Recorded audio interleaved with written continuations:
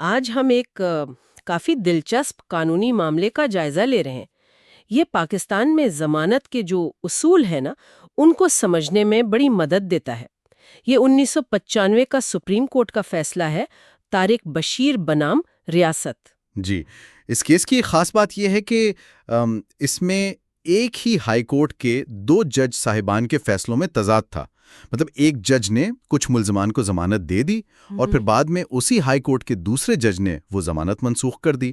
تو supreme court کے سامنے یہ سوال تھا کہ بھئی قانوناً کون سا فیصلہ درست مانا جائے۔ صحیح۔ تو آئیے دیکھتے ہیں کہ اس کیس کے حقائق کیا تھے اور سپریم کورٹ نے ضمانت کے کون سے اہم اصول واضح کیے ہیں۔ مقصد یہی ہے کہ اس عدالتی فیصلے سے جو اہم نکات ہیں وہ نکالیں۔ اچھا، تو کہانی شروع ہوتی ہے 7 اپریل 1993 کو۔ ایک ڈکیتی کی واردات ہوئی اور اس کی FIR درج ہوئی، مطلب جو پہلی پولیس رپورٹ ہوتی ہے۔ جی، درخواست گزاروں کو پھر نومبر 1993 میں گرفتار کیا گیا اور ان سے کچھ مسروقہ مال یعنی چوری کا سامان برآمد ہونے کا بھی دعویٰ کیا گیا۔ تو ہائی کورٹ کے ایک جج نے انہیں ضمانت پر رہا کر دیا۔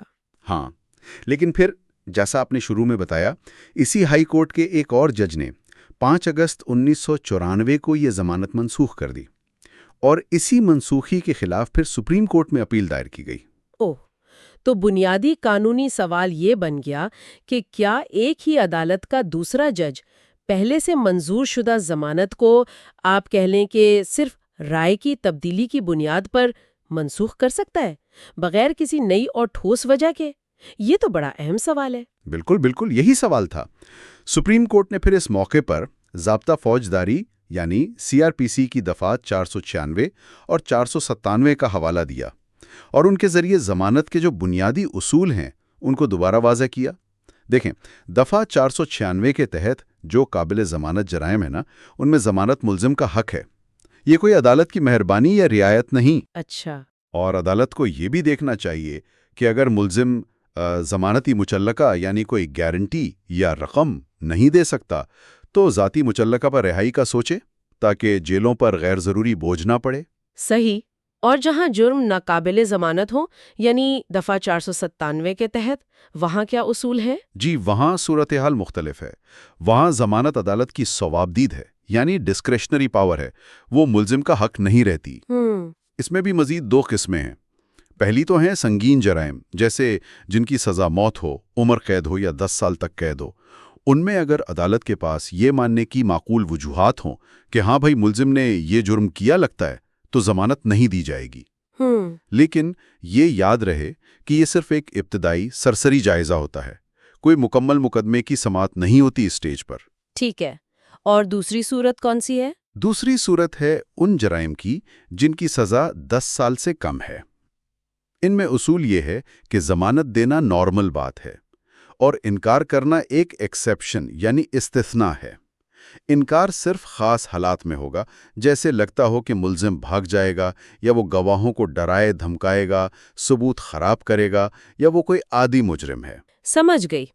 یہ تو ہوئی ضمانت دینے کی بات، لیکن ضمانت منسوخ کرنے کے بارے میں کیا کہا گیا؟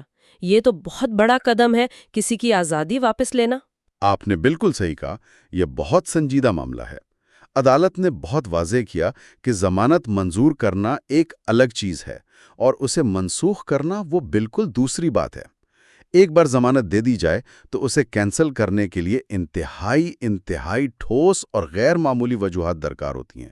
صرف شک کی بنیاد پر یا اس لیے کہ دوسرے جج کی رائے مختلف ہے، آپ کسی کی منظور شدہ ضمانت منسوخ نہیں کر سکتے۔ آزادی ایک بنیادی حق ہے، اس کو اتنی آسانی سے نہیں لیا جا سکتا۔ بالکل۔ اچھا، ایک اور بہت اہم نقطہ جو اکثر زیر بحث آتا ہے وہ شک کے فائدے یعنی بینیفٹ آف ڈاؤٹ کا ہے۔ کیا یہ اصول صرف مقدمے کے آخر میں لگتا ہے جب فیصلہ سنایا جا رہا ہو؟ نہیں، اور یہی اس فیصلے کی ایک بہت کلیدی بات ہے۔ سپریم کورٹ نے کہا کہ شک کا فائدہ صرف حتمی فیصلے تک محدود نہیں ہے، بلکہ یہ ضمانت کی درخواست پر غور کرتے وقت بھی ملزم کو ملنا چاہیے۔ اچھا۔ جی ہاں، اس کی بنیاد ہے بے گناہی کا قیاس یعنی پریزمپشن آف انیسنس۔ قانون یہ مانتا ہے کہ جب تک کسی پر جرم ثابت نہ ہو جائے وہ بے گناہ ہے۔ اور دیکھیں، قید اور آزادی میں زمین آسمان کا فرق ہے۔ اگر کسی بے گناہ شخص کو غلطی سے قید میں رکھا جائے تو بعد میں اگر وہ بری بھی ہو جائے تو اس قید کی اذیت کی تلافی ممکن نہیں ہوتی۔ بات تو صحیح ہے۔ تو اس خاص کیس میں، طارق بشیر والے کیس میں، جہاں ہائی کورٹ کے 2 ججوں کی رائے ہی مختلف ہو گئی تھی، سپریم کورٹ نے اس اصول کو کیسے لاگو کیا؟ عدالت نے کہا کہ دیکھیں، جب ایک ہی جیسے شواہد اور مواد کی بنیاد پر ہائی کورٹ کے 2 قابل احترام جج بالکل مختلف نتیجے پر پہنچ رہے ہیں، ایک کہہ رہا ہے ضمانت بنتی ہے، دوسرا کہہ رہا نہیں بنتی، اسے منسوخ کرو، تو اس سے خود یہ ایک بڑا شک پیدا ہوتا ہے کہ آیا ملزمان کے خلاف واقعی جرم میں ملوث ہونے کی معقول وجوہات موجود بھی ہیں یا نہیں؟ اور قانون کہتا ہے کہ جہاں شک ہو اس کا فائدہ ملزم کو دیا جائے۔ اچھا، تو گویا یہ جو 2 مختلف آرات تھیں، اسی وجہ سے کیس دفعہ 497(2) کے تحت مزید تحقیق یعنی فردر انکوائری کا کیس بن گیا، اور اس صورت میں تو ملزم ضمانت کا حقدار ہو جاتا ہے۔ بالکل درست، آپ نے صحیح سمجھا۔ اس کے علاوہ سپریم کورٹ نے ان وجوہات کو بھی اہم مانا جن کی بنیاد پر پہلے والے جج نے ضمانت دی تھی۔ مثال کے طور پر ایف آئی آر میں ان درخواست گزاروں کے نام ہی نہیں تھے، حالانکہ ان میں سے 2 تو شکایت کنندہ کے کزن تھے۔ یہ عجیب بات تھی۔ پھر ایف آئی آر میں کہا گیا کہ 5 ملزم تھے، لیکن تفتیش کے دوران یہ تعداد 9 ہو گئی۔ یہ بھی تضاد تھا۔ اور ایف آئی آر میں جو زیورات اور رقم چوری ہوئی تھی اس کی کوئی خاص تفصیل بھی نہیں لکھی تھی۔ تو ان سب چیزوں سے استغاثہ کا کیس کم از کم ضمانت کے مرحلے پر کمزور نظر آ رہا تھا۔ تو پھر حتمی فیصلہ کیا ہوا؟ حتمی فیصلہ یہ ہوا کہ سپریم کورٹ نے اپیل منظور کر لی۔ ہائی کورٹ کا وہ حکم جس سے ضمانت منسوخ ہوئی تھی اسے کالا دم قرار دیا اور درخواست گزاروں کی ضمانت بحال کر دی۔ تو اگر ہم اس سارے تجزیے کا خلاصہ کریں تو اس عدالتی فیصلے نے نہ صرف یہ واضح کیا کہ ضمانت منسوخ کرنے کے لیے بہت سخت معیار ہونا چاہیے، بلکہ اس نے ضمانت کے سٹیج پر بھی شک کے فائدے اور بے گناہی کے قیاس جیسے جو بنیادی انسانی حقوق کے اصول ہیں ان کی اہمیت پر بہت زور دیا۔ جی ہاں، بالکل۔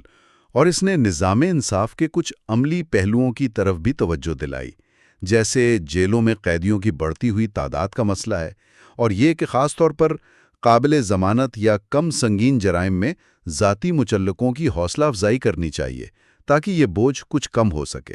آخر میں ایک سوچنے کی بات شاید یہ رہ جاتی ہے کہ عدالتیں ضمانت کے فیصلوں میں یہ توازن کیسے قائم کرتی ہیں۔